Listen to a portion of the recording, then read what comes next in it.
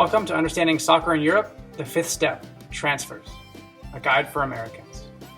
Now that we know the four basics of soccer in Europe, it's time to take the final step, transfers. A transfer occurs when a player under contract moves between clubs. There are a few differences between Europe and the US here. Number one, unlike most American sports, trading players is quite rare in Europe. Number two, managers can be transferred as well. And number three, sometimes a team has no current use for a player but wants them back in the future. In this case, Team A will loan a player to Team B for a set period of time, from just a few weeks to up to multiple seasons. But all of this action can't just happen at any time, because FIFA only allows for 2 transfer periods or windows per year, once in the summer for up to 12 weeks, and once in the winter for up to 4 weeks. Each country can decide exactly when their window opens and closes as long as they fall within these time constraints. So, when a given league's window is open, a player can transfer within that league or from a league in another country, even if the other country's window has closed. So, it is the country of destination that determines if a player can move teams or not.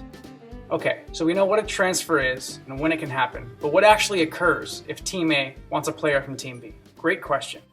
Well, if the player is any good, Team B won't just give them away, but they will charge Team A and give up their rights to the player. And this charge is known as a transfer fee. And when Team A wants a really good player from Team B, the sky's the limit on this fee. And here is a quick look at the history of record-breaking transfer fees. Way back in 1893, striker Willie Groves was sold by English side West Bromwich Albion to Aston Villa for £100, the first 3-digit transfer fee in known history.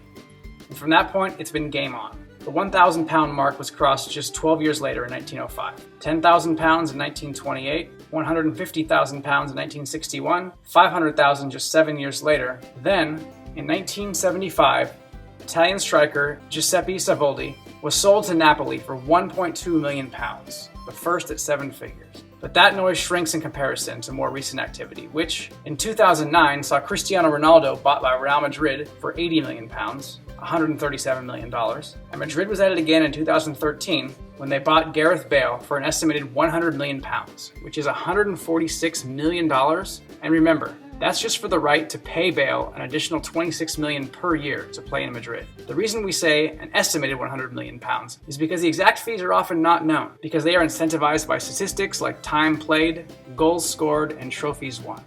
So after this transfer fee is agreed upon by both clubs, the player must pass a medical exam and agree to terms on a new, larger contract with his new club. The player is then usually introduced to the media and fans, then he is free to play at his new home. And that is how transfers work in soccer in Europe. Thanks for watching.